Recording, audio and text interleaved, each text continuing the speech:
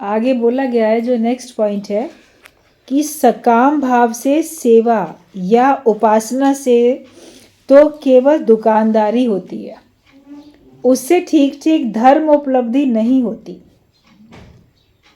समझ रहे हो कि अगर सकाम भाव से आप सेवा करते हो किसी की या भगवान की, गुरु की, किसी की भी, या सकाम भाव से आप उपासना करते हो, पूजा, तो वो तो व्यापार है, भक्ति नहीं है, व्यापार है, दुकानदारी है, और उससे हमको ठीक ठीक तरीके से धर्म उपलब्धि नहीं होती। मतलब हमको जो उपलब्ध होना चाहिए जो कुछ, वो सही सही तरीके से नहीं होता, क्योंकि हम सकाम भाव से कर्म करते हैं। सकामी भाव छोड़ के निष्काम भाव से अगर आप भगवान को भजोगे तो फिर आपको पूरा पूरा लाभ मिलने वाला है। और सकाम भाव से अगर आप उपासना या सेवा करते हो तो जो फल प्राप्ति भी होती है वो अति सामान्य, अति तुच्छ, अस्थायी और सहज ही नष्ट हो जाने वाली होती है। सकाम भाव से करते हैं, भगवान ये दे दो वो दे दो, मन में भावना रख के ही तो पूजा पाठ लोग करते हैं, ये करेंगे तो ये मिलेगा, वो करेंगे तो वो मिलेगा। तो कुछ इच्छा रख के अगर हम करते हैं तो पहली बात तो पूरी तरीके से हमको धर्म का जो लाभ मिलना चाहिए पूजा का वो मिलता नहीं है, और अगर कोई थोड़ा उसका फल मिलता भी है तो वो अति सामान्य है, बहुत सामान्य सी बात है, वो विशेष कुछ फल नहीं मिलता, सामान्य ही होता है, और वो अति तुच्छ होता है। अति सामान्य है और अति तुच्छ है, बहुत छोटी चीज़ है वो। जैसे कोई राजा के दरबार में जाके बोले कि एक बोरी भूसा दे दो, तो कितनी सामान्य सी अति तुच्छ वस्तु उसने मांग ली। तो सकाम भाव से जो आप लोग पूजा पाठ करते हो, कुछ इच्छा रख के करते हो, मेरे घर में सुख शांति रहे, मेरा ये हो जाए, मेरा वो हो जाए, ये भाव रख के अगर आप पूजा करते हो तो वो ऐसे ही अति तुच्छ है, अति सामान्य है और अति तुच्छ है और अस्थायी है, सदा रहने वाली भी नहीं है। आपने जो भी कुछ भगवान से मांगा, मान लो वो फल आपको लगता है मिल भी गया तो वो फिर मिट भी जाएगा, कुछ समय बाद नष्ट भी जाएगा। जो भी चीज़ आपको मिलती है उसके मिलने के बाद आप देखो, उसके बाद वो कुछ दिन बाद आपको खुशी भी तो ख़त्म हो जाती है ना आपकी, थोड़े दिन बाद आप देखो आपकी प्रसन्नता भी ख़त्म हो जाती है। उसी समय तो मन बड़ा खुश हुआ, बाद में फिर ख़त्म, तो टेम्परेरी थोड़ी था। जो आपको खुशी मिली वो सदा रहने वाली नहीं थी। तीर्थ में गए, मंदिर में गए, पूजा की, दान दिया, या कुछ और आपने आयोजन किया, घर में कोई आयोजन हुआ, धार्मिक अनुष्ठान कुछ हुआ, उस दिन आपको खुशी मिली, क्या उसके बाद आप ज़िंदगी भर खुश रहते हो? उसी तरह से नहीं रहते। फिर किसी बात में परेशानी, फिर खुशियाँ ख़त्म हो जाती हैं। तो वो प्रसन्नता मिलती भी अगर है तो बड़ी वो क्षणिक होती है या अस्थायी होती है, टेम्परेरी होती है, वो परमानेंट नहीं होती है। तो क्योंकि हमने उसको सकाम भाव से किया था, और वो सहज ही नष्ट हो जाने वाली होती है। जो कुछ हमको फल की प्राप्ति होती है वो सहज ही फिर नष्ट भी हो जाती है। लेकिन अगर निष्काम भाव से आप करोगे तो आप देखोगे वो सदा सदा आपके पास रहेगी, वो शक्ति, वो भक्ति, वो खुशी, वो प्रसन्नता। वो आपको लगेगा कि अब ख़त्म हो ही नहीं रहा है, मेरा जो सुख है वो ख़त्म हो ही नहीं रहा, मेरी प्रसन्नता सदा मेरे साथ है, कभी जा ही नहीं रही है। तो सकाम उपासना से चित्त शुद्धि नहीं होती और ना उसमें भक्ति, मुक्ति, शांति या आनंद की प्राप्ति होती है। अगर आप सकाम भाव से करते हो उस पूजा से आपके चित्त की शुद्धि नहीं होती, मन शुद्ध नहीं होता आपका। मन में जो बुराइयां थी, विकार थे, अहंकार विकार थे, जीव भाव था, मन में जो भी खोट थे वो खोट तो आपके बने ही रहते। सारा संसार जो भी सकामी कर्म करता है, सकामी भक्ति करता है, उसके अंदर के दोष कहाँ दूर हुए? आप सब ने भी सत्संग में आने से पहले सकामी भक्ति की, पूजा पाठ तो बहुत की, लेकिन आपका स्वभाव कहाँ बदला? आपकी आदतें कहाँ बदली? आपके अंदर की खराबियाँ कहाँ दूर हुई? वैसे ही अहंकार है, वैसे ही विकारों के अधीन हो, वैसे ही दूसरे को देख के राग द्वेष ईर्ष्या जलन हो रही है, स्वार्थ है। अपने अंदर के खोट देख लो। पूजा पाठ तो बचपन से की होगी, मंदिर बचपन से गए होंगे, लेकिन वो दूर कहाँ हुए? चित्त की तो शुद्धि नहीं हुई। बाहर से महसूस कर लिया कि हाँ सवेरे नहा के तैयार हो के धुले अच्छे कपड़े पहन के हम मंदिर चले गए या घर में पूजा कर ली या तीर्थों में चले गए, मगर रहे तो वैसे के वैसे। हमारा स्वभाव, हमारी आदतें जो गलत थी वो कहाँ बदले? तो क्यों नहीं बदल पाए? क्योंकि हमने जो भी पूजा पाठ की थी वो सकाम भाव से की थी। सकाम मतलब कामना सहित, किसी भी प्रकार की कामना। और निष्काम मतलब जिसमें कामना नहीं है, नो कर्म नो कामना, जिसमें कोई कामना नहीं है, तो वो समझो कि आपकी निष्काम भक्ति थी कि सकाम भक्ति थी। अपने अंदर में निष्काम भाव लाने के लिए अपने से मेहनत करो। और जब तक ब्रह्म ज्ञान नहीं होगा, जब तक हमको सच्चे संत नहीं मिलेंगे, तब तक आपके अंदर में निष्काम भाव आएगा नहीं। कहते बंधे को बंधा मिले तो छूटे कौन उपाय। आप भी कामनाओं से बंधे हुए हो, सांसारिक कामनाओं से, और जिनके पास उपदेश लेने जाते हो या आशीर्वाद लेने जाते हो वो भी कामनाओं से बंधे हुए हैं। वो भी किसी प्रकार की कामना से बने हैं कि ये जो आया है मुझसे आशीर्वाद लेने या ज्ञान लेने, मैं इससे क्या क्या चीज़ें हासिल कर लूँ, इससे कैसे मैं दान दक्षिणा रखवा लूँ, वो भाव उसका होता है। या कैसे मैं इन सब के वजह से यश और कीर्ति प्राप्त कर लूँ कि मेरे पास इतने लोग आते हैं। कुछ तो वो भी फल से बंधा है ना, कामिनी से, कंचन से, कीर्ति से, किसी न किसी प्रकार की कामना से आपको देने वाला भी बंधा हुआ है और आप लेने वाले भी बंधे हुए हो। तो कहा बंधे को बंधा मिले छूटे कौन उपाय, सेवा कर निर्बंध की जो पल में दे छुड़ाए।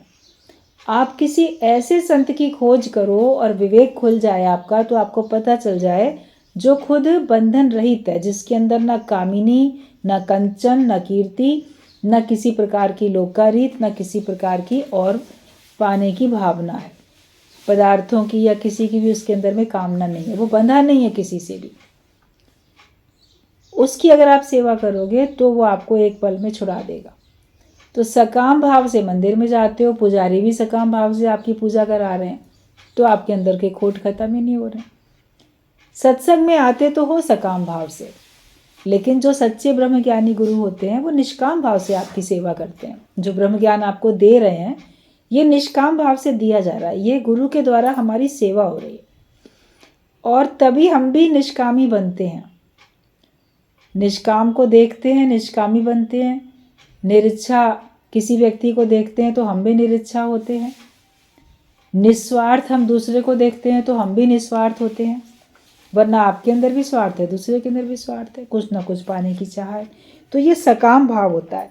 पूजा पाठ भी अगर सकाम भाव से आप करते हो तो आपके चित्त में शुद्धि नहीं होती है और ना ही उससे भक्ति और मुक्ति मिलती है। सकाम भाव से आप पूजा पाठ भक्ति करते दिखोगे, मगर वास्तविक भक्ति ऐसी नहीं आपको प्राप्त हो जाएगी जिसमें आपका जीव भाव गुम हो जाए। मीराबाई ने भक्ति की, कैसे उसका देह अध्यास गुम था। और जो भक्त हुए हैं, कितने ऐसे भक्त हुए हैं और जिनके उदाहरण आपने ग्रंथों में शास्त्रों में पढ़े हैं कि भक्ति में वो इतने लीन हो गए कि उनको अपने देह की सुध भी नहीं रहती थी। तपस्या में इतने लीन हो जाते थे कि उनको अपनी देह की सुध नहीं रहती थी। शरीर पे मिट्टी चढ़ जाए, पक्षी चींटियां घर बना लें, कुछ हो जाए, देह भाव से इतने हट चुके होते थे। और या जैसे कि वो भक्ति में इतने लीन है, उनको खबर ही नहीं रहती थी कि मुझे कहीं जाके कोई और काम भी करना है। गुरु नानक देव तेरा तेरा तेरा करते करते उसी में लीन हो गए, सब भगवान तेरा है तेरा, ऐसी भक्ति भावना में आ गए। तोलते ही जा रहे हैं, माल तोलते ही जा रहे हैं। ये कहानी, ये प्रसंग सबको पता है। नाई था तो भक्ति में ऐसे मगन हुआ कि राजा के पास जाना है वो भूल ही गए। ऐसी भक्ति हुए। जब सकाम भाव से करोगे तो अपने आप को नहीं भुला पाओगे। गोपियाँ थी सकाम भाव से नहीं, निष्काम भाव से भगवान की भक्ति करती थी, तो उनका देह अध्यास भूला रहता था। हम भी सब भगवान की भक्ति तो करते हैं, लेकिन उसमें कामनाएं हैं, कुछ कामनाएं हटाते जाओ। ये हमेशा याद रखो, मेरी चिंता हरि करे, मुझे ना चिंता कोई। भगवान मेरी चिंता करने वाले हैं, वो जो ठीक समझेंगे वो मेरे लिए कर रहे हैं, आगे भी करेंगे। मैं क्यों सोचूं? सुन रहे बंदा तू क्या सोचे, सोचने वाले ने सोच दिया, करने वाले ने कर दिया, तुम्हें क्या सोचने की आवश्यकता पड़ी है। तो इसके लिए सकाम भाव से उठ के निष्काम भाव में हम ज्ञान के बाद ही जा पाते हैं। जब हम सत्संग में आते हैं, विवेक खुलता है, तब हमारे अंदर की कामनाएं खत्म होती हैं। भरी पड़ी हैं कामनाएं तरह तरह की, तो वो एक एक करके हमारी कामना जो है कम होती जाती है। ब्रह्म ज्ञान के क्लास में आओगे तो तुम्हारी प्यारी से प्यारी कामनाएं आर पार छेदी जाएंगी। शुरू में तकलीफ होएगी, मेरी इच्छा पूरी नहीं हो रही है, और आपकी इच्छा अगर कोई भूले से भी कह दे कि अरे ऐसा नहीं होगा, तो आपको बेचैनी हो जाती है। अरे ऐसा कैसे कह दिया, ऐसा तो होना ही चाहिए। मतलब तुम्हारी इतनी इच्छा थी ना उसमें पड़ी हुई, तुम्हें अपनी इच्छा का पता चला? अपनी इच्छाओं का भी पता नहीं चलता मनुष्य को कि उसके अंदर कितनी मोह ममता के कारण से, जीव भाव के कारण से, अज्ञानता के कारण से कितनी उसके अंदर इच्छाएं कामनाएं भरी पड़ी हैं। मेरा घर ठीक रहे, मेरे बाल बच्चे ठीक रहें, सबकी अच्छी जगह शादी ब्याह हो जाए, सब खुश रहें, सबके परिवार बढ़ें, ये सब इच्छाएं हैं अपने लिए भी और अपने वालों के लिए भी। फिर उसमें अगर कोई ऐसा होगा कि ऐसा नहीं होगा तो परेशान हो जाएंगे, ऐसा कैसे कह दिया कि क्यों नहीं होगा।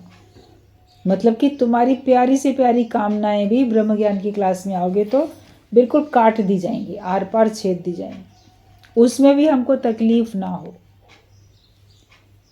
इतना भक्ति में मगन हो जाओ। कहीं पे आपको, कहीं डॉक्टर को अगर ऑपरेशन करना होता है तो आपको एनेस्थीसिया दे देता है, कहीं थोड़ा सा ही आपको कोई कट लगाना होता है, कुछ चेक करना होता है, थोड़ा सा सुन्न कर देता है उतनी जगह को, तब चीरा लगा देता है, पूरा बेहोश नहीं भी करता है, तो फिर आपको वो दर्द महसूस नहीं होता ना। तो इतना भक्ति में लीन हो जाओ कि आपको ये कामनाएं हमारी आर पार छेदी जा रही हैं, इसका कष्ट महसूस ना हो, तकलीफ ना हो। कामनाएं पूरी हो तो मुझे परेशानी हो। कहते भगवान दे तो मुझे दुख होना चाहिए, संसारिक पदार्थ अगर दे तो मुझे दुख होना चाहिए, और अगर नहीं दे रहा है तो मैं बड़ा राज़ी हूँ, तब मैं बहुत खुश हूँ। अगर भगवान मुझे नहीं दे रहा है तो, बल्कि दे सांसारिक पदार्थ तो मुझे तकलीफ़ होनी चाहिए कि भगवान क्या तुमने जिम्मेदारियों बांध दिया, क्या तुमने मुझे इस जाल में फंसा दिया। मैं तो केवल तुम्हारा हूँ और तुम्हारी भक्ति करके ही मैं खुश हूँ, और कुछ मुझे चाहिए ही नहीं। इतना निरीच्छा हो जाओ।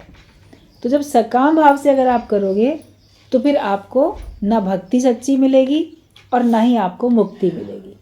इतने लोग पूजा करते दिखते हैं तो मुक्ति कहाँ मिलती है। कह तो देते हैं लोग, ये व्रत रखोगे, ये स्नान करोगे, इस दिन ये ऐसा करोगे, वैसा करोगे, तुमको मुक्ति मिल जाएगी, मोक्ष हो जाएगा, मगर नहीं होता, क्योंकि सकाम भाव से करते हैं, इच्छा रख के करते हैं वो सारे अच्छे कर्म, इसलिए उनको मोक्ष की प्राप्ति भी नहीं होती है। तो सकाम उपासना से चित्त भी शुद्ध नहीं होता, और ना ही उससे आपको भक्ति और मुक्ति मिलती है, और ना ही शांति या आनंद की प्राप्ति होती है। सकामी कर्म करते चलो, सकाम भाव से भक्ति भी अगर करते हो तो आपको पूरी मन में शांति भी नहीं होती है, थोड़ी सी जरा सा लगेगा, लेकिन पूजा करते समय भी आप सकामी बंधनों में ही हो, सकामी इच्छाओं में हो, तो उसके बाद भी आपको शांति कहाँ है। आपको वो इच्छाएं पूरी होने का इंतज़ार है। मैंने भगवान से पूजा की, भगवान से ये मांगा, ये मुझे कब मिलेगा, तो मन में शांति कहाँ आई। वो कब मिलेगा इस बात की अंदर में बेचैनी, इंतज़ार, खलबली मची हुई है। क्यों नहीं मिला, अभी तक नहीं मिला, अब मिलना चाहिए, तो बल्कि अशांति ही तो आती है। सकामी पूजा से आपको शांति सच्ची नहीं मिलेगी, और ना ही आपको आनंद का अनुभव होगा। आनंद का अनुभव उस दिन होगा जिस दिन आपने पूजा पाठ की हो, भगवान का नाम लिया हो, कोई पाठ पढ़ा हो, बिना किसी इच्छा के, केवल भगवान का नाम जपने के लिए, कि बस तुम ही को याद करने के लिए मैं तुमको याद करता हूँ, या माला फेरता हूँ, या कोई पाठ पढ़ता हूँ। उस दिन आपको शांति और आनंद का अनुभव ज़रूर होगा।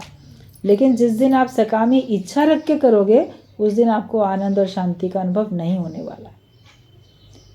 घर में कोई बीमार है, आपने पूजा पाठ की, भगवान उसको ठीक कर देना, तो आपने की भी पूजा पाठ, बहुत अच्छे भाव से की, बड़ी श्रद्धा भावना से और विश्वास से कि भगवान ज़रूर ठीक करेंगे, पूर्ण विश्वास था, उसके बावजूद आपके मन में शांति नहीं होती। आपको बस वो इंतज़ार रहता है कि डॉक्टर अब क्या कह रहा है, अब क्या कह रहा है। एक बेचैनी बनी रहती है ना, मन में आनंद की प्राप्ति भी नहीं होती, क्योंकि सकाम भाव से भगवान की भक्ति करो तो ऐसे जिसमें कि हमको आनंद आए, जिसमें हमको शांति आए।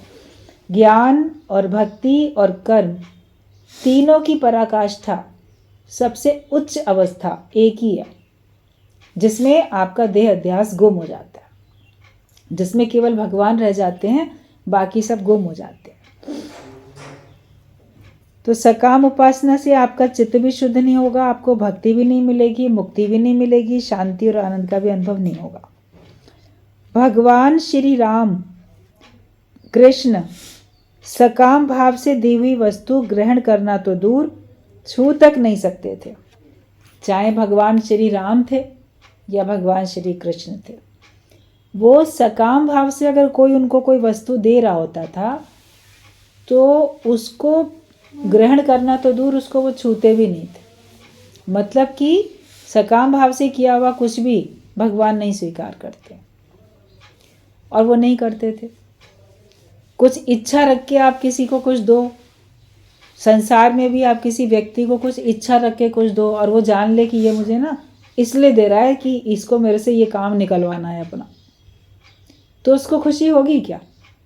आप किसी को रिश्वत दो या कोई और चीज़ दो, तो जो ईमानदार व्यक्ति होगा वो जान लेगा ये ना जो इतना मुझे आके दे रहा है या प्रशंसा कर रहा है, चापलूसी कर रहा है, ये मेरे से ना कुछ अपना मतलब सिद्ध करना चाहता है, तो वो उसके ऊपर फिर नहीं ध्यान देगा, जो भी ईमानदार व्यक्ति होगा। तो भगवान तो ईमानदार है, भगवान बेईमान थोड़ी है।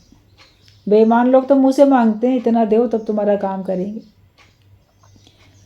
लेकिन भगवान बेईमान नहीं है। तो सकाम भाव से इच्छा रख के अगर भगवान को कुछ भी अर्पण करते हैं तो भगवान उन वस्तुओं को देखते तक नहीं, छूते भी नहीं है। भगवान उस व्यक्ति से प्रसन्न नहीं होते, उस भक्त से प्रसन्न नहीं होते। जो भगवान से भगवान को ही मांगे तो भगवान खुश हो। कोई आपको आपके कारण से प्रेम करे, आपको आपके पैसों की वजह से प्रेम करता है, या आपके बड़े ऊंचा पद है उस वजह से वो आपको मान सम्मान देता है, या आपसे उसे कुछ चाहिए इस वजह से कोई आपके लिए करता है, तो आप उसको भले साथ में रखोगे लेकिन आपका हृदय से उसके लिए प्रेम नहीं होगा कि ये ना मेरे से ये सब चाह रहा है, मतलब परस्त है। यह दुनिया में तो मतलब निकल गया तो पहचानते नहीं, लेकिन मान लो मतलब निकल जाने के बाद भी कोई रहे आपके साथ, मगर आप हृदय से उसको प्रेम कैसे कर पाओगे कि ये ना अपने मतलब से मुझे प्यार करता है। एक होता है कि ये मुझको मेरे कारण से पसंद करता है, तो भगवान को भगवान के कारण से पसंद करो ना। भगवान हमारी मनमानी पूरी कर देंगे, इच्छाएं पूरी कर देंगे, उस वजह से हम भगवान को मान रहे हैं। इतना वातावरण मान लो राम में हो भी रहा है तो उसी भक्ति में लीन रहो। फिर इच्छाएं करेंगे कि भगवान ये दे देना वो दे देना। अब किसी की तो पूरी होती है, किसी की नहीं पूरी होती है। जितने लोग कहीं मंदिर में जाके मन्नत मांग के आते हैं सभी की थोड़ी ना पूरी हो जाती है। जिनके लिए आवश्यक होता है इस जन्म में वो सब प्राप्त हो जाना, भगवान जहाँ ठीक समझते हैं उसको दे देते हैं, और जिसके लिए समझते हैं ज़रूरी नहीं है ये सब पाके ये और भक्ति से ज्ञान से विमुख हो जाएगा, अपने श्रेय साधन से गिर जाएगा, तो उसको बचाने के लिए भगवान उसकी इच्छा पूरी नहीं भी करते हैं। लेकिन अज्ञानी मन जो होता है सोचता है मुझे बचाने के लिए, कहाँ, मेरे से शायद रुष्ट है इसीलिए पूरी नहीं करता है। उसकी बुद्धि वहाँ चली जाती है, वो भगवान के रहस्य को समझ नहीं पाता, उनके राज को पहचान नहीं पाता, इसीलिए वो फिर नाराज़ होने लग जाता है। तो ये समझ जाओ कि अगर आप सकाम भाव से भक्ति करते हो या भगवान को कुछ भी अर्पण करोगे तो भगवान उसको नहीं ग्रहण करेंगे। निष्काम भाव से आप करते जाओ, किसी को प्रेम से आप कोई चीज़ दो,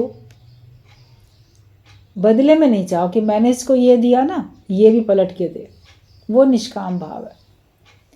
आप निष्काम भाव से भगवान को सर्वस्व अर्पण कर दो, वो सब स्वीकार कर लेंगे, तुमको भी स्वीकार करेंगे, तुम्हारे पदार्थों को भी, तुम्हारी भक्ति को भी, तुम्हारी उपासना को भी, सबको भगवान स्वीकार करेंगे। लेकिन पलट के उनसे चाहो नहीं, वरना तो आप भक्त थोड़ी रह जाओगे। फिर तो बताया ना, ये दुकानदारी है, व्यापार है ये। तो एक भजन आता है, उसकी लाइन आती है कि मैं अगर मांगू तो मांगू, तुम ना कुछ देना मुझे। भगवान गलती से अगर मैं तुमसे कुछ मांग भी लूँ, लेकिन तुम मुझे देना नहीं, वरना प्रेमी नहीं मजदूर हो जाऊंगा मैं।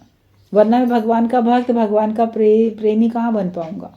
फिर तो मैं मजदूरी करूंगा। मैंने कुछ किया, पूजा की, भक्ति की, समय किया, समय दिया, या मैंने कोई पाठ पढ़ा, माला जपी, मंत्र जप लिए माला फेर के, तो बदले भगवान ये दे दो।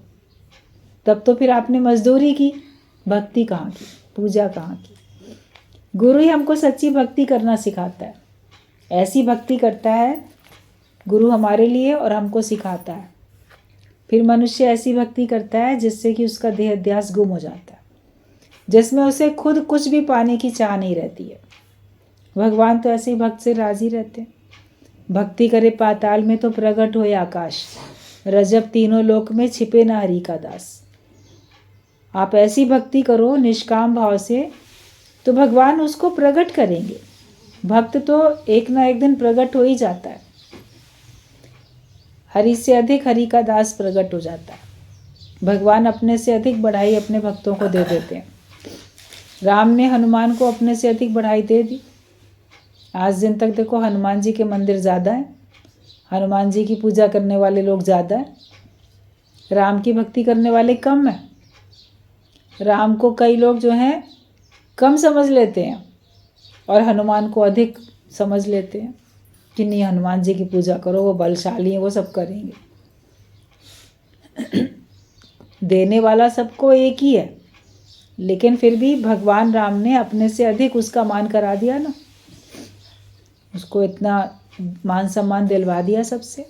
तो आप भी अगर भगवान की भक्ति निष्काम भाव से करते हो, हनुमान ने कुछ चाहा थोड़ी, निष्काम भाव से भक्ति की, तो हम भी अगर निष्काम भाव से भक्ति करते हैं तो भगवान आपको 10 दिशाओं में प्रकट करेंगे और आपको जो आवश्यक है वो सब आपके लिए पहले से ही सामने आपको रखा हुआ दिख जाएगा। तो सकाम भाव से कुछ भी नहीं करो, निष्काम भाव से करो। यदि उन्हें इसी जीवन में प्राप्त करना हो, अगर आप इसी जीवन में, इसी जन्म में भगवान को पाना चाहते हो, तो अपनी समस्त शक्ति सामर्थ्य के साथ साधन भजन करना पड़ेगा। उन्हें अपना सर्वस्व अर्पण करना होगा। 16 आने से भी ऊपर संभव हो तो दे देना होगा। मतलब कि अपना जितना है सब दे डालो, उससे भी अधिक दे सकते हो तो वो सब भगवान को अर्पण कर दो। श्री राम कृष्ण देव रुपये में 5 चवन्नी 5 आने भक्ति विश्वास की बात कहते थे।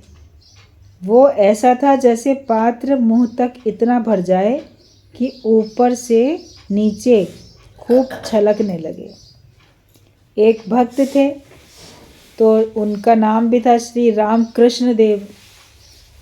तो वो जैसे इतनी भक्ति में विश्वास रखते थे कि जैसे ऊपर तक छलक जाए, कोई पात्र इतना भर जाए कि उसमें ऊपर तक भर जाए और वो छलकने लगे।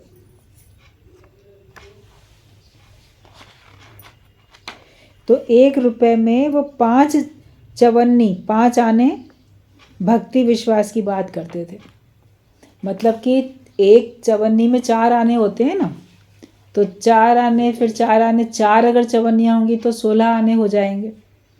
लेकिन वो कहते थे 4 चवन्नियाँ नहीं, मैं तो 5 चवन्नियाँ डाल रहा हूँ, मतलब सवाया। 16 आना भी नहीं, 20 आना, सवाया, 5 चवन्नियाँ। कि उतना विश्वास रख रहा हूँ, उतनी भक्ति कर रहा हूँ कि जिससे पात्र इतना भर चुका है कि वो छलक रहा है, कैपेसिटी से भी अधिक। तो हम भी अपनी क्षमता से अधिक भगवान की भक्ति करने वाले बने। तो ऐसा कितनों को होता है। आप भगवान की ऐसी भक्ति कौन कौन कर पाता है। लेकिन फिर भी निराश होने का कोई कारण नहीं। अपनी शक्ति के अनुसार यथासाध्य करते चलो। समझना कि चाहे जितना करो, उनकी प्राप्ति के लिए वो सब कुछ नहीं के बराबर है। आप मान लो पूरा नहीं कर पा रहे हो, आपके पास बड़े दुनिया के काम धंधे हैं, समय कम है, तो परेशान होने की भी ज़रूरत नहीं है कि हमको अपना सर्वस्व पूरा समय 100% उससे बढ़ के हमको सारा करना है। मान लो आपके घर गृहस्थ के काम हैं पड़े हुए, आप उनको भी निपटा रहे हो, भगवान की भक्ति भी करते हो, तो निराश होने की ज़रूरत नहीं है कि हम पूरा नहीं कर पा रहे हैं। जितना भी कर पा रहे हो उतने को तो निष्काम भाव से करो, जितना भी आप कर पाते हो उतना तो निष्काम भाव से होना चाहिए। तो निराश होने की कोई कारण नहीं है, अपनी शक्ति के अनुसार करो जितना आप कर सकते हो। अब कई लोग सवेरे 4 बजे उठ के भगवान की भक्ति करते हैं, कई 6 बजे उठ पाते हैं, तो वो निराश हो जाए हम तो सवेरे 4 बजे उठ नहीं पाते, हम तो इतनी सवेरे ब्रह्म मुहूर्त में स्नान नहीं कर पाते, हम तो ताज़े पानी से स्नान नहीं कर पाते, हमको तो गुनगुना पानी चाहिए। तो निराश होने की आवश्यकता नहीं है। जितनी तुम्हारी सामर्थ्य है, जितनी तुम्हारी है क्षमता, उस हिसाब से भगवान की निस्वार्थ भाव से, निष्काम भाव से आपको भक्ति करनी है कि अपनी शक्ति के अनुसार यथा साध्य करते चलो और समझना कि चाहे जितना करो उनकी प्राप्ति के लिए ये सब कुछ नहीं के बराबर। लेकिन अंदर में ये समझो कि मैं कितना भी करता हूँ ये सब अभी ना के बराबर है। ये नहीं अरे बहुत कर लेते हैं। कई बार लोग गुरुजी से कहते थे गुरुजी बहुत हो गया, इतना ही हो गया ना, इतना भी बहुत हो गया, इतना भी समय दे पा रहे हैं ना सत्संग के लिए, इतना भी हम बहुत कर पा रहे हैं, इतना भी अज्ञान छूट गया तो बहुत छूट गया। तो ये मत बोलो कि मैंने बहुत कर लिया, मैंने अपनी क्षमता से अधिक किया है तो मैंने बहुत कर लिया। अहंकार आएगा। अगर ये विचार रखोगे कि मैंने तो बहुत कर लिया तो आपको अहंकार आएगा और अहंकार फिर आपको गिरा देगा। जितना भी आपसे हो पाता है निष्काम भाव से, जितना भी आपसे हो पाता है, मान लो 24 घंटे आप भक्ति करते हो तो भी बोलो कि ये तो ना के बराबर है, मेरे इस करने से कुछ नहीं होता, भगवान की कृपा से होता है। इतना करने के योग्य मुझे बनाया तो भगवान ने, सामर्थ्य भी उन्होंने दी और मन में प्रेरणा भी उन्होंने दी। इतना योग्य भगवान के कारण से ही बना, वरना मैं नहीं बन सकता था। तो जितना भी आपसे हो पाता है उसके लिए भी अपना पुरुषार्थ नहीं कि मेरा पुरुषार्थ है मैंने किया है, लेकिन उसके लिए भी बोलो कि भगवान तुम्हारी कृपा से ही हो रहा है। चाहे जितना भी आप समय दे दो, जितना भी भक्ति पूजा कर लो, तो भी उनकी प्राप्ति के लिए जो तुम्हारा पुरुषार्थ है उसके लिए ये विचार रखो कि वो सब कुछ नहीं के बराबर है और भगवान की कृपा के बिना कुछ भी होने वाला नहीं है। जब तक भगवान की कृपा नहीं होगी कुछ नहीं होगा। पुरुषार्थ तो तुम्हें करना ही है, लेकिन उसके करने का अभिमान नहीं करना है। अभिमान से छूटने के लिए हमेशा बोलो कि नहीं ये मैं कर तो रहा हूँ लेकिन तो भी उनकी कृपा से ही हो पाएगा, वरना तो मेरा पुरुषार्थ व्यर्थ चला जाएगा। अगर भगवान नहीं चाहेंगे तो पुरुषार्थ व्यर्थ चला जाएगा। जब तक भगवान उसमें शामिल नहीं होंगे तब तक आपकी चेष्टाएं सारी की सारी बेकार चली जाती हैं। और फिर कृपा उनकी उस पर ही होती है जिसे वे देखते हैं कि वो शक्ति भर कार्य कर रहा है, अपने को बिल्कुल भी बचा कर नहीं चलता, भयानक तरंगों में पड़ जाने पर भी पतवार नहीं डाल देता, जो खुद ही जूझने के बाद समझ पाया है कि उनकी कृपा के सिवा स्वप्रयत्न से उन्हें प्राप्त कर सकना असंभव है। जब उसे चारों ओर घोर अंधकार दिखता है, कोई कूल किनारा नहीं, अत्यंत थक जाने से और अधिक तैरने में असमर्थ होकर बार बार डुबकी खाते खाते अंत में पूर्णतः डूब जाने लायक हो जाता है, उसी समय वे उसे अपने कर कमलों से उठा लेते हैं, उसे जन्म मृत्यु के उस पार ले जाते हैं जहाँ अनंत आनंद, अनंत शांति विराज रही है, जिस आनंद का लेश मात्र पाकर जीव अपने को परम सुखी समझता है। तो अपनी ओर से तो पूरा प्रयास करते जाओ, चाहे कितनी दिक्कतें आए, कितनी परेशानी आए। आप ज्ञान मार्ग में चलते चलते कितने भी थक जाओ, जैसे कोई तैरते तैरते थकने लगे और भयानक लहरें उठती हैं, तैर नहीं पा रहा है और उसमें वो बिल्कुल डूब रहा है, तो भी वो अपना प्रयास करना नहीं छोड़ रहा है कि नहीं मैं पार लग जाऊंगा। अंदर में ये विश्वास है कि मैं पार लग जाऊंगा और वो बिल्कुल डूबने लग रहा है, तो भगवान तो उसको बचा लेते हैं।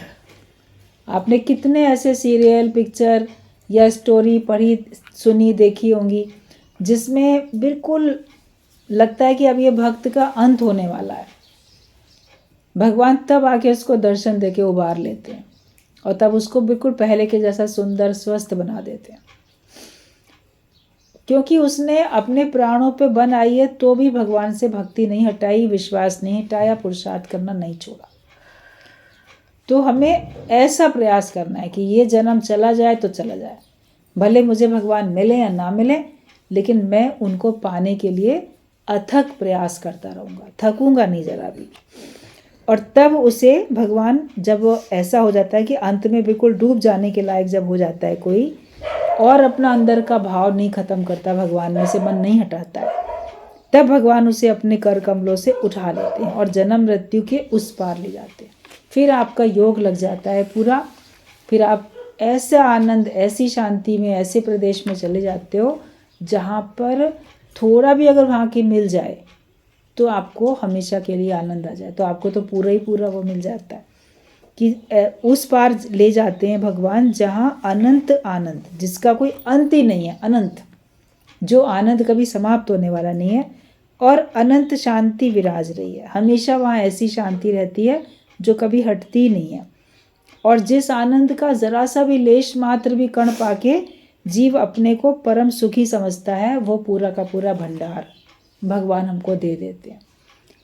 तो कहने का मतलब ये है, इस सारे जितने भी आपने पॉइंट्स सुने, कि हमको निष्काम भाव से भगवान की भक्ति करनी है, भगवान को भगवान के लिए ही हमको याद करना है, माया के पदार्थों के लिए भगवान की भक्ति नहीं करो। अगर आप सकाम भाव से करते हो तो आपको सुख, शांति, आनंद, भक्ति, मुक्ति कुछ नहीं मिलती है, और भगवान उसको स्वीकार भी नहीं करते, क्योंकि भगवान जानते हैं स्वार्थी व्यक्ति है, मतलब से मुझे पूज रहा है, मतलब से मुझे याद कर रहा है, तो भगवान भी बस देखते रहते हैं और उसके प्रारब्ध का उसको देते रहते हैं। तभी लोग कहते रहते हैं इतना करते हैं पूजा तो भी हमको ना मिलता नहीं कुछ। तो तुम इच्छा रख के कर रहे हो ना, इच्छा रही तो क्या भगवान की भक्ति करो। पूजा करने वाले बहुत दिखते हैं, लेकिन क्या भगवान की भक्ति में लीन होते हो? सेना नाई की तरीके से कि हाँ मेरे को घर के काम भूल गए, मैं तो भक्ति में इतना लीन हो गया। वो तो राजा के पास जाना भूल गया कि उसको जाना है वहाँ पे, वो भक्ति में ऐसा लीन हुआ।